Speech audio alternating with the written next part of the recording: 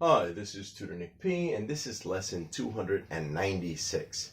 Today we're going to look at the difference between resident, dweller, or inhabitant. Yeah, because these can be confusing words. Sometimes students will ask, what's the difference between all these three?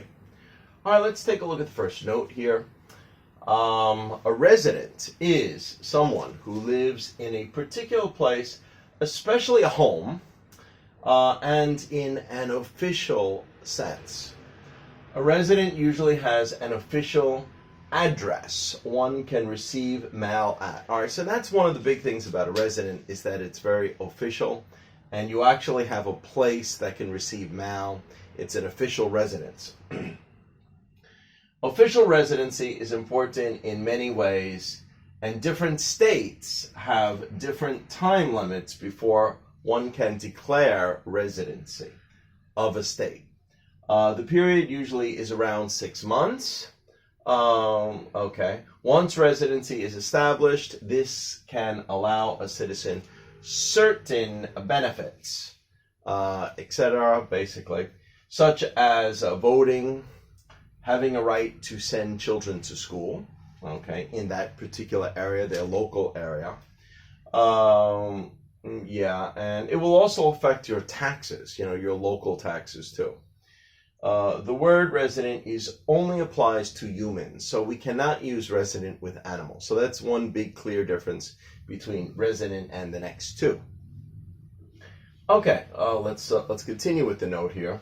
The word dweller could apply to humans or animals, and the focus is often on a particular type of area.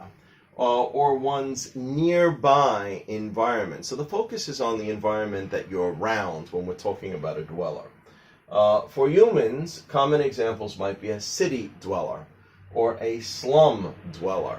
So, maybe the idea of the slum, it's a bad neighborhood or something like that. So that's sort of the immediate area. Okay, we definitely use it for animals. Such examples as a tree dweller or a cave dweller. Yeah, so for example, monkeys or apes are tree dwellers. Maybe a bear could be a cave dweller. So again, the focus is on the immediate area around you, and describing that area, the environment around you. So when we say dweller really means to dwell, means to live. So you're living in that particular area. Okay, let's go on. Inhabitant. Now, inhabitant and dweller are probably a little closer than that with resident. An inhabitant is someone who generally lives in a place, but an official address is not important. So, you just like we say here, a homeless person could be an inhabitant or a dweller. But, residency, maybe he did have residence before, and he since he lost his home, nobody officially knows where he lives. Or maybe it was a person that was never really a resident of that state. Maybe they became homeless and then they went somewhere else and lived on the street.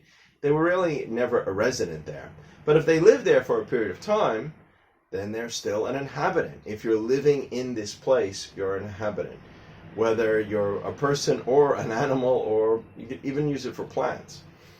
Okay, good. Let's go on. So, homeless person could be an animal, could be an inhabitant as well. But again, when we say an animal is an inhabitant, it's usually in a more broader or wider sense, as opposed to like a dweller where it's, like specifically on a cave or a tree. It's not on this broad area, like a whole country, or, maybe you could be an inhabitant of like a jungle, which could be like very large, or a forest, or something like that.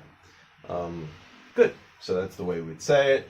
Yeah. Okay, let's continue. So here are some examples that we would use. Example 1. You must be a resident of a state to legally vote in their election. So again, it's more in the official sense.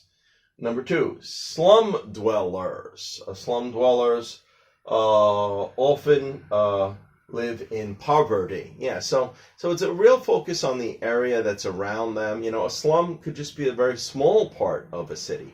So the focus is on your immediate area when we use it with people or animals. Okay, monkeys are tree dwellers. Again, you're just focusing on the actual tree. This is that particular area, that's that environment that they live in. Okay, nearly 3% of inhabitants of that city are homeless. Okay, so that's the way we use it. We do use it, obviously it's still of a place, but it's on a broader sense, like of the entire city. These people are homeless. You're not focusing on just, like a neighborhood or something like that.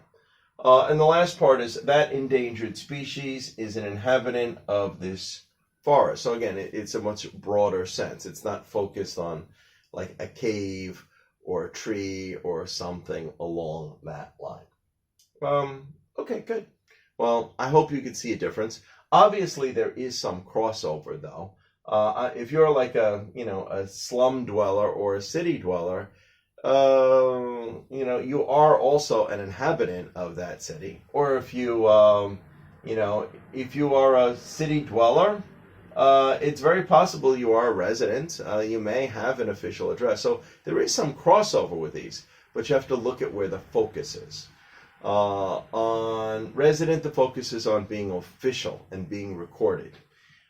With dweller, the focus is more on your immediate area, and they want to focus on the idea of the area around you. Inhabit is kind of a broader sense, but it also means that you just live in this place generally. Okay, anyway, I hope you got it. I hope it's clear. Thank you for your time. Bye-bye.